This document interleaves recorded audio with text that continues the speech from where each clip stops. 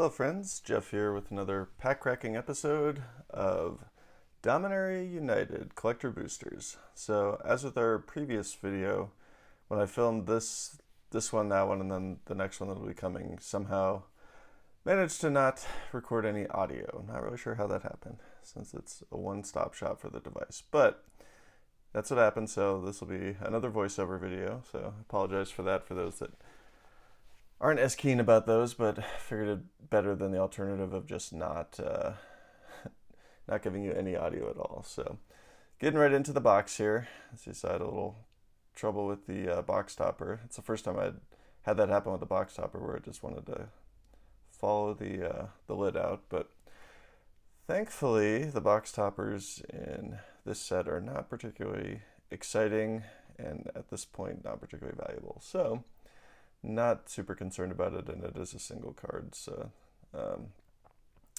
it is what it is. And this one is, we got the founder of Benalia. So of course, this was a mythic after all the box toppers that were uncommons, but oh well, such is life. If I was going to play with it, I'd rather play with the etched foil anyways, so I like those treatments. Alright, getting right into it. So far, this set, I've personally been having fun with this set. I know the market has kind of been a little leery of it. I think price increase, and I don't know what else. I mean, there's a lot of really good cards in the set. Not counting like the Hunt for the Lost Legends, but just like the general quality of the cards, like the lands. The stained glass lands look amazing. So we got a forest here. And I'm a huge fan of these textured foils in this set. With the stained glass treatment, they just look phenomenal. Absolutely phenomenal. So first rare is King Darien. Then we got Moira Urberg Hunt. Kind of a cool looking card. And then we're getting into some of our uncommons. Sol Ramirez in just about every 2 or 3 packs. We got the Lady of Otaria, another mythic in the etched foil. Kind of a cool looking card. And we got Leaf Crown Visionary as our extended art foil. I will say, like, as unexciting as it is to pull all the lost, or the Legends Reimagined, or whatever they're calling them, like with their having so many of them in these sets, they're still actually pretty good cards. Like from a commander perspective, I personally feel like the legendary, especially uncommons in this set, are far superior to the legendary uncommons in Baldur's Gate. And that was a commander set, so go figure. All right, got another mythic. Doing well on the mythics. Got the world spell there. Temporary Lockdown, kind of an interesting card. I'm curious to see if that one's going to see much play. Getting into our uncommons with all the different variants. Got Jasmine, Boreal the 7. Urtai Resurrected, another one of those interesting ones. And Zur the Enchanter, or sorry, not the Enchanter. Zur Eternal Schemer as our mythic card there. And then we got Ivy, Gleeful Spell Thief. I think is one of the most beautiful stained glasses in the set there. This treatment's gorgeous, but the second only to the textured foil. But really, just the artwork just really pops with it. It's like, I think, one of the best. That one like lends itself the best to the treatment out of all the ones, in my opinion. I mean, does anyone else have any preferred stained glass cards over that one? I just, for some reason, the color combination in that just really pops to me. All right, I got Plains in the beautiful stained glass format there. Our textured foil is going to be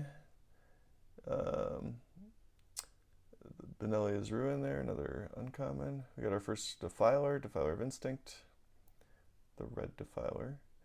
We have Leaf Crown Visionary. There's the Green Lord, the Elf Lord, from that part of the set. Ever-Changing Dane in our etched foil. And finally, or not finally, sorry, we got Carekeep Overlord. And then we got Stronghold Arena as our extended art foil. So overall, nothing that great so far in this box, to be perfectly honest. Like, we haven't had any major hits. Still curious to see where some of these rares end up. I think the mythics that were expected to be pricey are gonna retain some degree of value. I think the rares are a little bit more of a question mark. It always feels like rares and said, there we go. See, this is the one the version that I really, really like. I think that's just gorgeous. That the stained glass window side of it just really contrasts beautifully with the textured finish around the edges there. They just did such a nice job with that. I really, really like it a lot. And we got the Elder Dragon War. That's our pack foil. But yeah, I think the rares are going to be, so like this one, I think Positive Heroes, this is one that I was really hoping to pull a few of. I think that one's going to be really good. But there's other rares in here that are not so apparent yet, I guess. So I'll be curious to see, like, especially as we get the next couple sets that look like they're going to kind of line up with each other. And we got our first borderless Pain Land there. Very nice. And the Anointed Peacekeeper is our extended art foil. Yeah, so we'll see with the rares. I feel like this had similar to Baldur's Gate, where the market just wasn't too keen on it, at least post-release. I think it's going to be a little bit harder to gauge, because Baldur's Gate has some really good cards in it. I know it kind of got dumped on, and the pull rates aren't great, but there were some really good cards in that set overall. Like, if you can get any of those dragons, the land cycle is really good. And all that. So, I mean, and then there's just some good rares in there too, like Displacer Kit and the Archivist, all that. So I have a feeling this set is probably going to kind of mirror that a little bit, because there's some really good cards in this set too. Just at face value, they look like they're going to be good cards. Now, whether the market's saturated with them and they don't have enough scarcity to drive the value up, that's another story. But I think, like, there's some really good playable cards in this set. Hey, Raven Man. And we got our Benelia's Hope as our showcase foil there. I will say some of those stained glass foils are really hard to read, especially watching them for a second time as I'm doing this voiceover. All right, getting into the next pack here. We haven't had any Lost Legends so far, but we've pulled 2 so far. Joda, there we go. This is another one I was really excited about. I think he's going to be really solid. I don't know from like a standard perspective, but definitely commander-wise. Like, he has been brutally good from what I've seen in Historic Brawl and Arena, and I definitely plan to put him into my Asika Super Friends deck. And I might go back and forth between her and him as far as the commander, just to see which one plays better. Got our Urborg Glorgoyf. And got a few of those uncommons.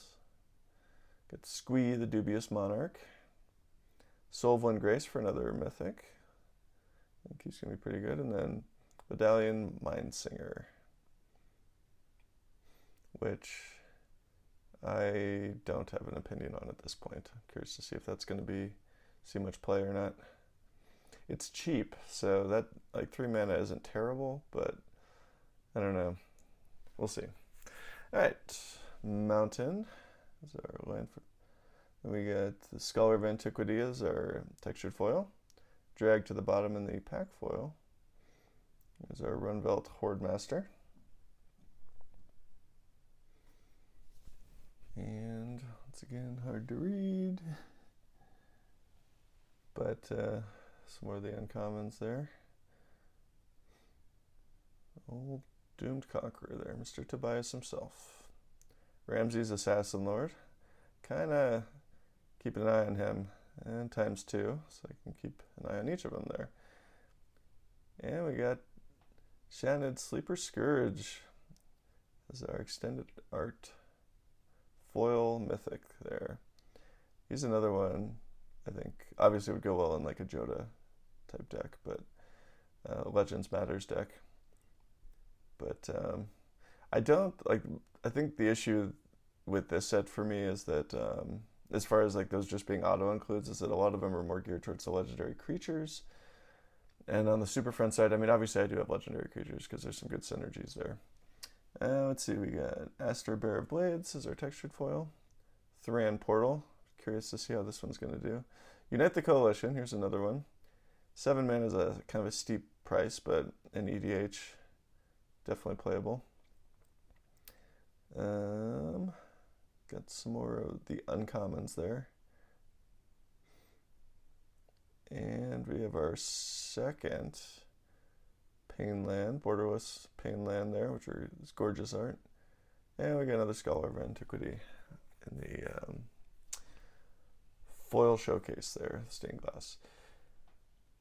Yeah, so I just don't, I wouldn't want to put cards that are enabling the legendary creatures because that's not really the main focus of that deck. So, I don't know. I might end up doing a Legendary Creatures Matters deck at some point. But 5 color is kind of tough to build, so I don't necessarily want to jump right into a second one. Hey, Karn Living Legacy. I can understand why people like this artwork more than the borderless. This is definitely the more classic Karn. Kind of, if you were to line this up with most of the other Karns, it would look pretty natural. The other one does have kind of a different aesthetic to it. There's our Hydra. Gotta have the green Hydras in the set. It's obligatory, 1 per set minimum. Torwaki, we see lots of. There's another Scholar of Antiquity. And there's Benelia's Hope again. And Herd Migration is our extended art foil. So, down to the last 3 packs here.